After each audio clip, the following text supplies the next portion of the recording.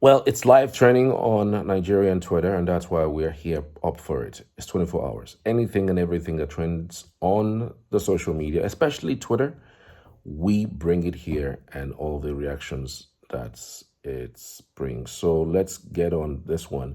Heavy rains flood Lagos Lekki District, stranded drivers in gridlock. The rains we thought had gone. For those of us who are not in Lagos, I understand that rain disappeared for a long time. It never came. I think from sometime around last week of July up throughout the August period, the rains were nowhere at all to be found, and it was just crazy that it came back with full force with some venom.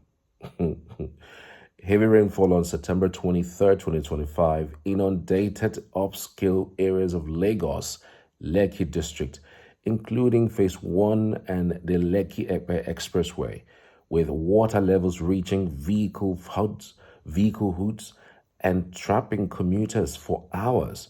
The flooding resulted from intense downpours combined with clogged drains, illegal constructions, and the area's coastal location.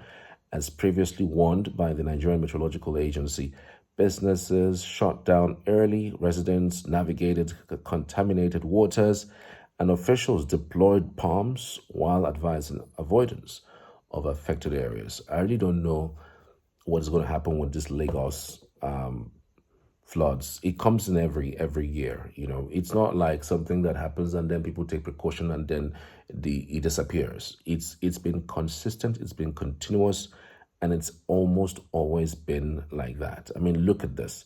What we're seeing in terms of the levels of water is just crazy. I mean, look at this. This is crazy. Can you see this? Yeah, see water. This is directly from from Twitter. Our favorite online doctor actually posted it, and he says this is somewhere in Lekki earlier today. When it's time to demand high taxes, they will use rich countries like UK.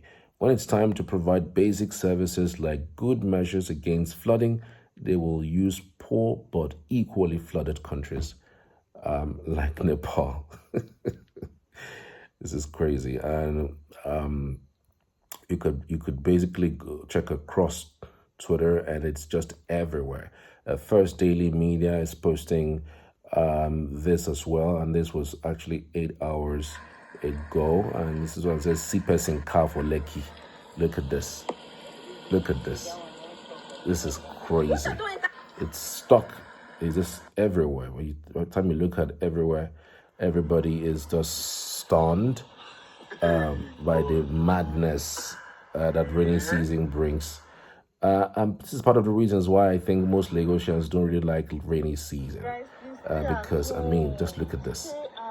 It is crazy. Whenever it rains in Lagos, especially the Lekki axis, it's madness. It's madness. I don't know what exactly is going to be the solution to all of this, because it's been consistent, it's been continuous, and it's been crazy. So, what do you guys think, and what can be done about this? All right, let's check with some reactions here. Stoppy Jari, our problem is Owambe, not Owambe. We're here fooling around when politicians are looting everything away. Small rain we can't even handle. The combo is mad, this one says. Tax like UK and deliver amenities like Nepal. Chukwujoke proudly says they should keep on Sandfield and not do proper sanitation. One day, Keno good turn bends for Lekki. It's crazy. Standard says this is on Lagos government, not the president. Lagos is not organized well in terms of building, and I agree totally, especially the Lekki access. And I mean, even Ikeja, sometimes when it rains, it's usually floods, around those axes. Oladele says, I have said it before now. This is the result of the Eco-Atlantic. They are creating an island on the ocean. Where do you expect the water to drive to, it will find its way back to the city. It's not like this in the past. Okay, good point. It's always shocking to see things like this in an area where the supposed wealthy people live. Let's assume the government is mad. So these so called wealthy people can't call the government out or contribute money to fix where they live as community service? Good question. If you ask me, now who I go ask? Town Brown says street boys had to back people to cross this flood, and of course, not for free. You can imagine that. You're being backed. So on a very good day, you're leaving your house, hoping to get to work early, or maybe get to a particular location, and then you find yourself on the back of somebody who asks you to pay money for backing them. Well, I don't want to think about it, but it's crazy.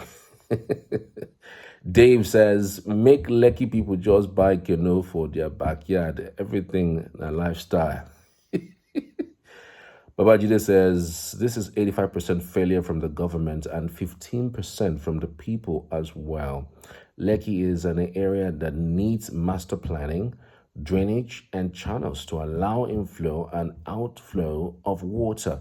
People, on the other hand, just started feeling blindly and doing frontal drainage like those on dry land.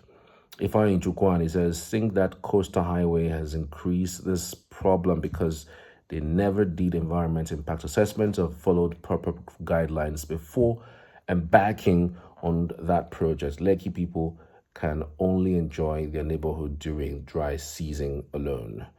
You want UK style taxes in Lekki, but offer Nepal style drainage. Nigeria wants to tax like a first world country while serving like a failed state. Okay, I mean, this is one of the things that a lot of persons have been talking about because of the tax that is built to kick off in January 2026. A lot of people are saying that the tax is not in somewhat commensurate with the services that they have been receiving. And so they feel that before you ever tax a people, you must at some point, be sure that you have given them enough. And so there will be so much okay in order to tax. I mean, just like what the governor of Abia says, Governor Alex Oti. Governor Alex Oti, I mean, he reacted to the tax reform by the current administration of Bola Ahmed Tinubu. And he says, look, you can't be asking people to give you when they're suffering, when they don't have enough. How do you tax somebody who is having minimum wage of 70,000 naira? I mean, a bag of rice, for crying out loud, is nothing less than 70,000 naira, depending on where you're buying from and who you're buying from. It ranges between, say, 65 and 95 in the market. And so who on who are you going to tax? People who are already bedeviled with increase in prices of virtually everything in the market.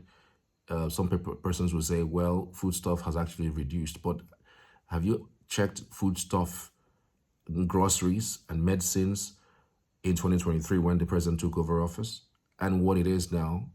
I mean, he took us, where we didn't want to go to. And then the things started coming down right under his nose.